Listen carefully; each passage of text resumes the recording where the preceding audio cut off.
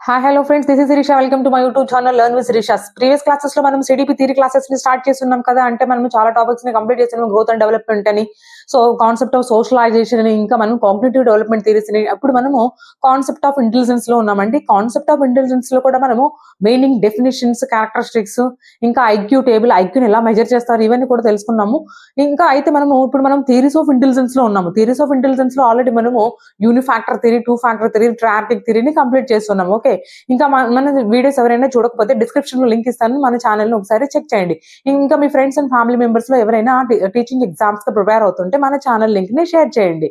Okay, ఈ రోజు మనం ఈ వీడియోలో ఏం తెలుసుకోబోతున్నాం, మల్టీ ఫ్యాక్టర్ థియరీ గురించి తెలుసుకోబోతున్నాం. మల్టీ ఫ్యాక్టర్ థియరీ ఎలా అయితే మనము యూనిఫాక్టర్ థియరీ, ఆల్ఫ్రెడ్ బినే మనకి యూనిఫాక్టర్ థియరీ అంటే ఏదైనా ఒక ఎవ్రీ హ్యూమన్ బీయింగ్ ఏదైనా ఒక టాస్క్ ని పర్ఫార్మ్ చేయడానికి, ఒక టాస్క్ ని కంప్లీట్ చేయడానికి, లేదా ప్రాబ్లమ్ ని సాల్వ్ చేయడానికి జనరల్ ఫ్యాక్టర్ ఒకటి ఉంటే చాలని చెప్పారు కదా. అట్లాగే మనకి స్పియర్స్ మ్యాన్ ఏం చెప్పారు, దాన్ని క్రిటిసైజ్ చేస్తూ Spearman two factor theory తీసుకొచ్చారు.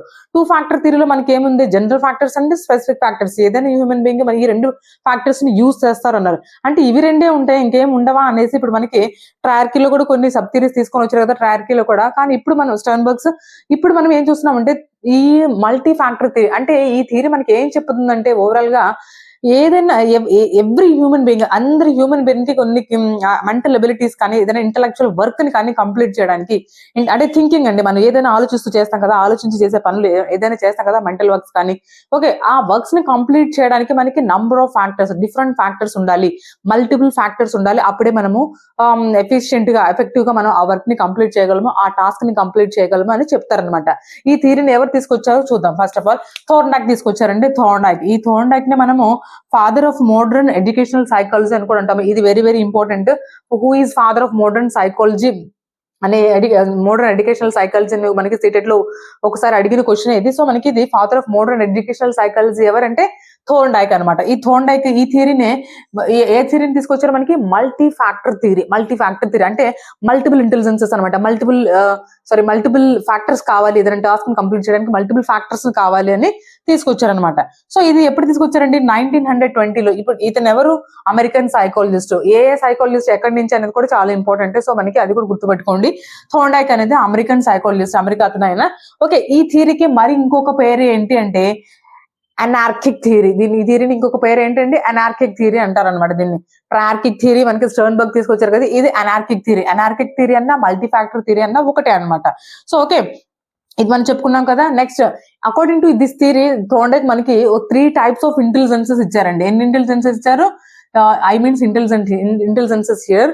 సో మనకి 3 టైప్స్ ఆఫ్ ఇంటెలిజెన్సెస్ తీసుకొచ్చారు. ఏంటవి, abstract intelligence, concrete intelligence and social intelligence. దీని గురించి మనం డీటెయిల్ గా తెలుసుకున్నాము. ఈ త్రీ కూడా ఆర్డర్ ఇంపార్టెంట్ అనమాట. సో మనకి ఈ 3 కూడా ఎవరు తీసుకొచ్చారు, ఈ థోర్న్డైక్ తీసుకొచ్చిన 3 ఇంటెలిజెన్సెస్ ఏంటి అని కూడా 3 ఆప్షన్స్ ఇచ్చేసి 4th వేరేది ఇచ్చేసి అంటే ఒకటి ఏదైనా ఇచ్చేసి అడగటం కానీ అట్లా మనకి దీనికి క్వశ్చన్స్ రావచ్చు. ఫస్ట్ మనకి అబ్స్ట్రాక్ట్ ఇంటెలిజెన్స్ అని చెప్పుకున్నాం కదా. ఈ అబ్స్ట్రాక్ట్ ఇంటెలిజెన్స్ అంటే ఏంటి, the ability to verbal and symbolic thinking కి రిలేటెడ్ ఏదైనా సరే. అంటే ఇప్పుడు థింకింగ్, మెమరీ యాక్టివిటీస్, మెమరైజేషన్ అంటే మన బ్రెయిన్ ఉపయోగించి చేసే ఏ యాక్టివిటీస్ అయినా సరే మనకి అబ్స్ట్రాక్ట్ ఇంటెలిజెన్స్ కింద వస్తాయి అనమాట. ఏదైనా ప్రాబ్లమ్స్ ఇస్తే టక్కున సాల్వ్ చేయగలగడము, అబ్స్ట్రాక్ట్ థింకింగ్ ఎక్కువ ఉంది, దీనిలో థింకింగ్ ఎక్కువ ఉంది అని చెప్తారు కదా.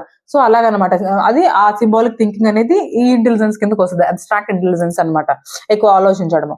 నెక్స్ట్, కాంక్రీట్ ఇంటెలిజెన్స్ అంటే ఏంటి, కాంక్రీట్ అంటే ఏంటి, యాక్చువల్ గా మనం ఏదైతే టచ్ చేస్తామో కదా, అంటే the ability to effectively control your body and manipulate objects ని మ్యానిపులేట్ చేయడానికి, టాస్క్ ని కంప్లీట్ చేయడానికి, అంటే మన ఫుల్ బాడీని యూజ్ చేయడం అనమాట. మన థింకింగ్స్ ని, మన ఫైన్ మోటార్ స్కిల్స్ ని, గ్రాస్ మోటార్ స్కిల్స్ ని అన్నిటిని యూజ్ చేసడాన్ని మనం ఏమంటాము, కాంక్రీట్ ఇంటెలిజెన్స్ అంటాము. Okay, abstract intelligence and concrete intelligence. And next, social intelligence అంటే ఏంటంటే సోషల్ ఇంటరాక్షన్. సోషల్ ఇంటెలిజెన్స్ అంటే పీపుల్ తో ఎలా మాట్లాడుతున్నాము, మన ఫ్రెండ్స్ అయినా కావచ్చు, లేదంటే అడల్ట్స్ చూసుకుంటే మన పెద్దవాళ్ళతో అయినా కావచ్చు, ఇంటి దగ్గర ఫాదర్ అండ్ మదర్ తో కావచ్చు, స్కూల్కి వెళ్తే ఫ్రెండ్స్ తో కావచ్చు, ఇంటి చుట్టుపక్కల వాళ్ళతో ఆడుకునే వాళ్ళతో కావచ్చు. ఎలా, the ability to communicate with the people and understand, వాళ్ళతో ఎలా కమ్యూనికేట్ అవుతున్నామో కూడా ఇంపార్టెంట్. అంటే అది కూడా దానికి ఏ ఇంటెలిజెన్స్ ఉపయోగిస్తున్నామో దాన్ని మనం సోషల్ ఇంటెలిజెన్స్ అంటాము. వాళ్ళని ఎంతవరకు అర్థం చేసుకోగలుగుతున్నామో దాన్ని మనము సోషల్ ఇంటెలిజెన్స్ అంటాం అనమాట. అంటే వాళ్ళని అర్థం చేసుకోగలగటము, ఓకే. పీపుల్ అండర్‌స్టాండ్ వాళ్ళతో కమ్యూనికేట్ అవ్వడము, అర్థం చేసుకోగలగడము. ఓకే. అది మనకి. సో, మనకి abstract intelligence, concrete intelligence and social intelligence ఈ 3 ఇంటెలిజెన్సెస్ మనకి థార్న్‌డైక్ తీసుకొచ్చారు. దీనితో పాటుగా మనకి 4 అట్రిబ్యూట్స్ ఆఫ్ ఇంటెలిజెన్సెస్ కూడా ఇచ్చారండి. అంటే ఒక టాస్క్‌ని ఎలా కంప్లీట్ చేయాలి, దాంట్లో ఏమేమి లెవెల్స్ ఉంటాయి, ఎంత రేంజ్‌లో ఉంటది, ఎంత స్పీడ్‌లో చేయాలనేది ఇక్కడ తీసుకొచ్చారనమాట. ఓకే. ఫస్ట్ ఇవేంటండి అట్రిబ్యూట్స్ ఏమని చెప్పుకున్నాం మనము? Level, range, area, speed.